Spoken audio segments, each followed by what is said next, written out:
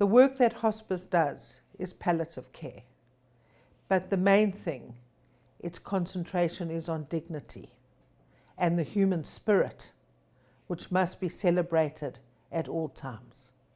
Now I want to be hospice. Now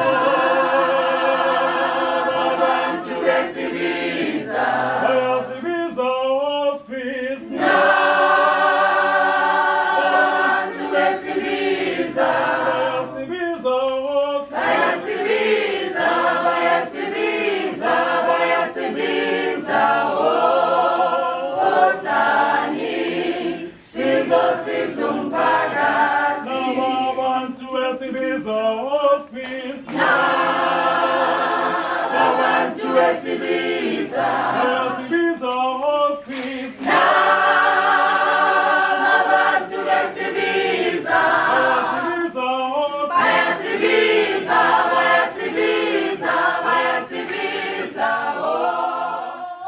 South Coast Hospice Association in Port Shepstone, KwaZulu-Natal was established in 1983 and has served the Ugu district community tirelessly for over 3 decades.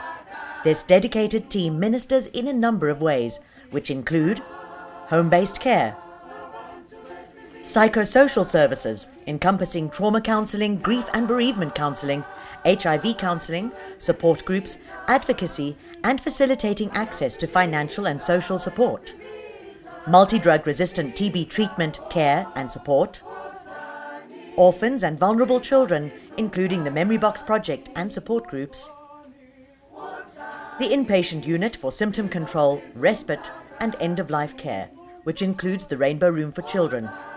The inpatient unit offers home-based care students the opportunity to complete practical training. And finally, our training centre, where we teach home-based care, HIV counselling, palliative care for professionals, and an introduction to palliative care. All hospices are unique, and South Coast Hospice, over the many years, has developed various programs that fit and suit with the community, as well as our own resources. The first thing that we do is home-based care. Home-based care is the first port of call in assessing and managing pain and controlling symptoms of those suffering from a life-threatening illness. The hospice teams visit patients in the comfort of their own homes. Hello, my darling. How are you today? Lovely to see you. It isn't plain sailing, this cancer. Far, far from it. And all sorts of problems beset you. They always seem to arrive when I most need them, help, and of course they're there. They immediately say, well, Pam, this is what you do, da da da da da. We've got samples, let me just give you those samples, but in the meanwhile, we'll get Dr. Nell to write a script up for you. You go to your chemist and you will get that medication. Or they give me ideas of foods that I should be eating. Every single time I have a problem, they have got an answer for it. That is what palliative care is. It means taking care of a patient with a very bad disease and taking care of the symptoms, making life easier for the patient and making it easier for the patient to accept the fact that he is going to die, and also for the family to make it easier for them to accept the fact that a loved one is most probably not going to be here for too long. The psychosocial aspect of hospice covers several different, important areas of well-being for our patients. I am the psychosocial counsellor, and that includes bereavement. So what happens, we understand, we talk about palliative care, and you know that it's an integrated team. So we know that people aren't just their physical bodies, but they have emotions, they have a spiritual side, we're social beings as well. When you've been diagnosed with something like a life-threatening illness, you already start to go into grief, anticipatory grief. And it's not just the patient, it's the family as well. We like them to come onto our program once they've been diagnosed, because hospice isn't just for end-of-life care. And if people can understand that our role is to walk this journey with them, it makes it so much easier for all concerned. The daycare is a support group or an alternative therapy. The patients who come here are our patients who have been referred by their own doctors and they're still able to go out. Lots of friendships have been built up here and each one supports each other and they feel free to talk about their illnesses because there are other people in the same situation. My mom passed away almost 4 years ago, my dad 10 months, and they're still such a big part of my life. You know, it just doesn't stop at home care. They're there through the whole process, the bonds they have with their patients and the relationship they build with them, you know, making not just the patient's final days, you know, comfortable, and the family accepting it and also going through this process. Hospice is there all the way through it. Hospice ngongisiza umawami kuvula bamthatha bamletha ngimina ngasakwazi ukuyamba base engisiza belo mbheka wagula bamthatha bamsesibhedlela eMashisini esibhedlela bafike banginikeza iform zokuthi ngigcwalise ngahamba ngayo ka-manpower bafike bangenzela igranti. South Coast Hospice is committed on a daily basis to home visits for those suffering from multi-drug resistant TB or MDR-TB. Every day, I use this bucket to visit MDR patients and patients with other illnesses just to keep their health, and the other teams are also doing the same. And they also give them hope in life. Patients with MDR-TB require daily care. Adherence to treatment ensures a full recovery and prevents the spread of this highly infectious disease. South Coast Hospice, in partnership with Murchison Hospital, monitors and treats patients receiving a daily injection, which can have some debilitating side effects. All patients are initially assessed by a team, and their needs are then seen to by nursing sisters, caregivers and social workers, ministering to body, spirit and soul in life-changing interventions. Actually, I get sad when they, not when they come, when they leave. I get sad when they leave me because they're like my family, my friends. Babona umehluko omkhulu kakhulu ngoba nabo kade behlupheka kakhulu nami ngigula bezama ukungisiza bengakwazi ukuphumelela yabo njengomndeni wami balwa ngayo yonke indlela thile ukuze kufike abantu base-hospice babambisana nabo badedelele ezandleni zabo bathola ukukhuleka nasemoyeni sebebona nami ukuthi kuyalulameka nabo babonga ukuthi i-hospice udlalile indima enkulu empilweni zabo ngokuthi baqhubeke nokuzama impilo yami iziphumelele ifike la khona njengamanje. Engabe wafa ngisho njalo engabe washona ngoba ngendlela ebelidinga ngawo usizo bengesikwazi ukumanage ukuthi simtholele amaphilisi simnikezele khona endlini. Bengesikwazi ukuthola transport simthathe simise ko clinic. It's too far ama clinic alana. Afuna ukuthi transport ube transport ukuthi uye lapha. Nakhona futhi mawufika lapha akho ambulance engena la ikwazi ukumthatha imise la iphinde imbuyise. Yonke into idinga imali.